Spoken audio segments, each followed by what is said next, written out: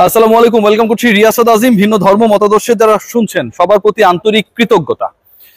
বাংলাদেশ মিরপুরের home of ক্রিকেটে দীর্ঘ বিরতির পর যখন উইন্ডিজের মুখোমুখি হলো, যখন আরো একবার 50 ওভার খেলতে পারলো না, যখন বাংলাদেশ ধুকতে ধুকতে 200 পেরুলো, যখন উইন্ডিজ তাদের ওপেনিং পার্টনারশিপে 50 পেরুলো, কেউ কি ভেবেছিলেন যে যেই দলটা গত 12 ম্যাচের মধ্যে 11টায় হেরেছে, গত টানা 4টা সিরিজে ওয়ানডে সিরিজে পরাজিত হয়েছে, তারা 207 রান ডিফেন্ড করতে পারবে? কেউ কি ভেবেছিলেন যাকে মেহেদী হাসান মিরাজ তার বোলিং অ্যাটাকের ফিফথ অপশন হিসেবে, পঞ্চম বোলার হিসেবে আক্রমণে নিয়ে আসলেন রিশাদ হোসেন, তিনি পুরো ম্যাচের মোড় ঘোরাতে পারবেন? কেউ কি ভেবেছিলেন বাংলাদেশের 200 পেরোনোর জন্য রিশাদ হোসেনের 13 বলে 26 রানের 200 স্ট্রাইক রেটের ওই ক্যামিওটা বিশাল একটা রোল প্লে করবে? কেউ ভাবেন নাই। যা কেউ ভাবে নাই সেই জিনিসটি ভাবিয়েছেন রিশাদ হোসেন, করে দেখিয়েছেন রিশাদ হোসেন মিরপুরের হোম অফ ক্রিকেটে। বাংলাদেশের কোন বোলার ওয়ানডেতে প্রতিপক্ষের প্রথম 5 উইকেটের 5টাই নিয়েছে? এক্সপেরিয়েন্সটা কি কেউ কখনো দেখেছেন? ঘটেছিল? আপনার ক্রিকেট নলেজ, আপনার চিন্তা ভাবনা, স্বপ্নকে একবার বাস্তবতার দিকে নিরিখে পরীক্ষা করে দেখুন, পাবেন না উত্তর। রিশাদ সেটা করে দেখিয়েছেন। বাংলাদেশ দলের প্রথম কোন ডানহাতি স্পিনার ওয়ানডেতে ইতিহাসে 5 উইকেট নিলেন, বাংলাদেশে অন্য কেউ নিতে পারেননি। রিশাদ হোসেন আজকে যা করে দেখিয়েছেন, ব্যাটে করেছেন, বলে করেছেন, স্পিনে করেছেন, প্রতিপক্ষকে নাকানি চুপানি খাইয়েছেন এবং বাংলাদেশকে 12 ম্যাচে 11টা হারা দলকে ফাইনালি মিরপুরে একটা দারুণ জয় এনে দিয়েছেন, যেখানে 207 রান বাংলাদেশের জন্য ইনাফ হয়ে গেছে। রিশাদ আজকে যা করেছেন, যেভাবে করেছেন, সে এক্সপ্লেনেশনে যদি আমরা যাই, আমি যদি যাই তাহলে দেখবেন, শুরুতেই বলছিলাম যে বাংলাদেশের রান হচ্ছে 207, 50 ওভার খেলতে না পারা দলটা, মাহিদুল অঙ্কনের অভিষেক ম্যাচ, সৌম্য সরকারের কামব্যাক, একজন কিচ্ছু করতে পারেন নাই, আরেকজন সর্বোচ্চটা দিয়ে চেষ্টা করেছেন স্কোরটা যেন একটু হলেও সমৃদ্ধ হয়, মান সম্মানটা যেন থাকে। সেই ম্যাচে বাংলাদেশের সেই রান টপকাতে গিয়ে 51 রানের ওপেনিং পার্টনারশিপ দুই উইন্ডিজ ব্যাটারের। পাওয়ার প্লেতে বাংলাদেশের বোলাররা 10 ওভারে বাংলাদেশের বোলাররা they were not able to take any wicket, a single wicket. 45 run তুলে ফেললো উইন্ডিজ। যে আস্কিং রান রেট ছিল, সেই আস্কিং রান রেটের সাথে দারুণ ছন্দে এগিয়ে যাচ্ছিল ক্যারিবিয়ান ক্যালিপসোতে। রিশাদ বল করতে এলেন, পঞ্চম বোলার হিসেবে বল করতে এলেন। 51 থেকে 92, এই যে 41টা রান উইন্ডিজ অ্যাড করলো, এই 41 রানের মধ্যে 5 উইকেট নেই।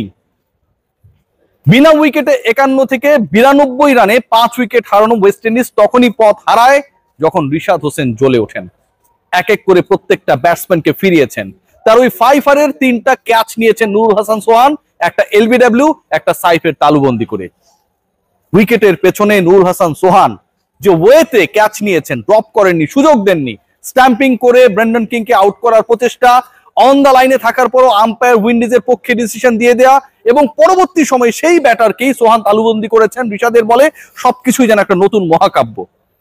মাঝখানে এক দর্শক মাঠে দৌড়ে গেলেন সিকিউরিটিকে ফাঁকি দিয়ে। বাংলাদেশ ক্রিকেট বোর্ডের সিকিউরিটি নিয়ে আমি কিছু স্টোরি করব, ওয়েট করেন দেখবেন। তিনি গিয়ে জড়িয়ে ধরলেন তানভীর ইসলামকে। আমার কাছে মনে হয় যে ওই দর্শকের টার্গেট ছিল রিশাদকে জড়িয়ে ধরবেন, আলিঙ্গন করবেন, ধন্যবাদ দেবেন। মিস্টেকেনলি তানভীরকে ধরে ফেলেছেন, আর তানভীর সেই ছোঁয়ায় তিনিও উইকেট পাওয়া শুরু করে দিয়েছেন।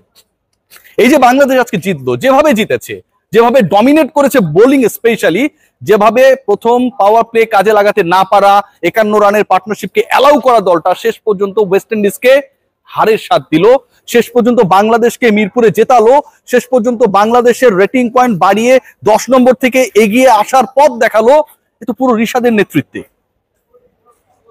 ব্যাটিং ইনিংস নিয়ে যদি আপনি কথা বলেন তাহলে সেখানে হতাশার সাগর, মহাসাগর। যে হতাশা কখনো শেষ হয় না, থাকে না যে সাগরের পানি আপনি যদি 1 বালতি 2 বালতি 10 গ্যালন 5 গ্যালন কমিয়ে নেন, নিয়ে নেন, তাতে কমবে না। বাংলাদেশের হতাশা আসলে কমে না। 2 ওপেনারকে নিয়ে বিশাল স্বপ্ন। সকালবেলা পোস্ট করেছিলাম যে আপনারা কাকে আসলে চান সাইফের পার্টনার হিসেবে। সৌম্য সরকারের নাম চলে এসেছে, শতে সাইফ, শতে সৌম্য, এস দিয়ে শুরু দুজনের নাম, দুজনই শেষ হয়ে গেলেন, সতেই শেষ হয়ে গেলেন অতি দ্রুত। এরপর আমরা পার্টনারশিপ দেখেছি, চেষ্টা দেখেছি, স্লো ব্যাটিং দেখেছি, বিরক্ত হয়েছি, স্বপ্ন দেখেছি, কিন্তু বাংলাদেশের স্কোরটা আসলে যতটুকু এক্সপেক্ট করেছি কালো মাটির এই উইকেটে, যে উইকেটটা ড্যারেন স্যামির মতো ক্রিকেটারও কখনো 15 বছর বাংলাদেশে এসেছেন দেখেন নাই, সেই উইকেটে বাংলাদেশ সেই পথে যেতে পারে নাই। 180-র মধ্যে যখন 7-8টা উইকেট চলে যায় সেই স্বপ্ন ধাক্কা খায়। যখন বাংলাদেশি ব্যাটাররা স্ট্যান্ডার্ড স্ট্রাইক রেট মেনটেন করতে ব্যর্থ হন তখন বাংলাদেশের স্বপ্ন ধূলিসাৎ হয়ে যান। ঠিক ওই জায়গাটাতেও রিশাদ হোসেন কোথা থেকে যেন চলে এলেন ফিনিক্স পাখির মতো। 13টা বল খেলেছেন, পেস বোলিং এর এগেনস্ট অ্যাগ্রেসিভ ছিলেন, 13 বলে 2টা ছক্কা 1টা 4 মেরেছেন, বাংলাদেশের স্কোরটাকে 200 পেরুনোর একদম দ্বার প্রান্তে নিয়ে গিয়েছিলেন। 198 যখন দলীয় স্কোর তখন তিনি আউট হয়ে যান এবং পরবর্তী এসে মুস্তাফিজ ছক্কা মেরে বাংলাদেশের স্কোরকে 200 পেরিয়েছে। 200 স্ট্রাইক রেটের রিশাদ আপনি খেয়াল করে দেখুন বাকি সবার থেকে আলাদা। আমি যদি শুধু স্ট্রাইক রেট নিয়ে আলোচনা করার চেষ্টা করি, খেয়াল করে দেখবেন সাইফ করেছেন 6 বলে 3 50 স্ট্রাইক রেট, সৌম্য সরকার 6 বলে 4 66 স্ট্রাইক রেট, নাজমুল হোসেন শান্ত খুবই কুৎসিত ব্যাটিং করেছেন 63 বলে 36 50.79 স্ট্রাইক রেট, তাওহিদ হৃদয় 50 করেছেন ঠিকই কিন্তু খেলে ফেলেছেন 90টা বল, তার স্ট্রাইক রেট 56-র বেশি না। এবং মাহিদুল ইসলাম অঙ্কন অভিষিক্ত হওয়া এই ক্রিকেটার 76 বলে 46 করেছেন, স্ট্রাইক রেট 60। এই যে আমি টপ 5 এর কথা বললাম, এর এগেইনস্টে 10 নাম্বার 9 নম্বরে নামা রিশাদের স্ট্রাইক রেট 200। ওই 200 স্ট্রাইক রেট গুরুত্বপূর্ণ কারণ ওই 200 স্ট্রাইক রেট বাংলাদেশকে 200 পেরোতে হেল্প করেছে। ওই 13 বলে 26 যদি রানা বল হতো, তিনি যদি 13 বলে 13 রান করতেন, বাংলাদেশের স্কোর 200 হতো না। আর 200 যদি না হতো, এই ম্যাজিক্যাল ফিগারটা যদি বাংলাদেশ স্পর্শ করতে না পারতো, উইন্ডিজের জন্য লক্ষ্যটা আরো সহজ হয়ে যেত।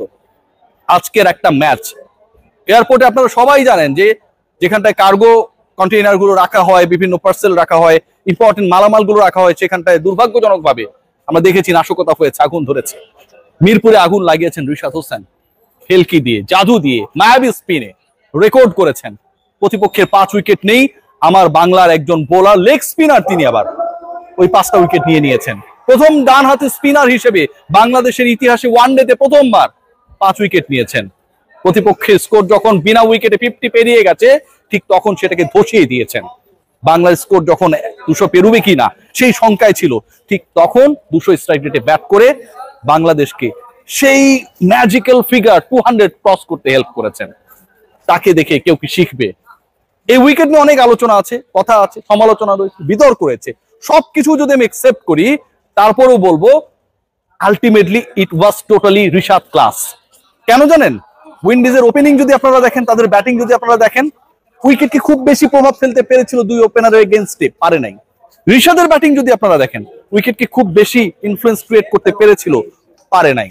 আবার বাংলাদেশের বোলিং যদি আপনারা দেখেন, রিশাদ হি কেম অ্যাজ দ্য 5th বোলার, তার আগে আরো 4 জন বল করেছে।